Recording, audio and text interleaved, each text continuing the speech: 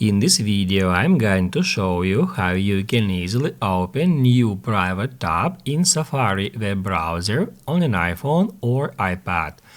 Be sure to watch the video to the very end so you don't make any mistakes. So let's get started, and first off, open up Safari web browser and then tap right here at that button.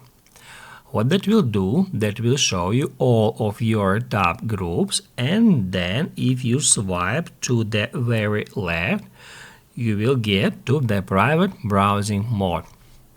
To create a new tab in that mode, all we have to do is just tap at this plus right over here.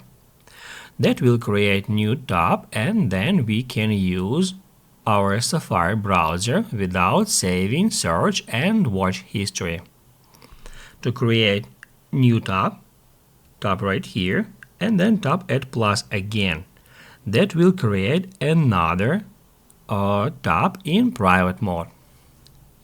To switch to a regular mode, just swipe to the right to any of your tab groups or to the start page.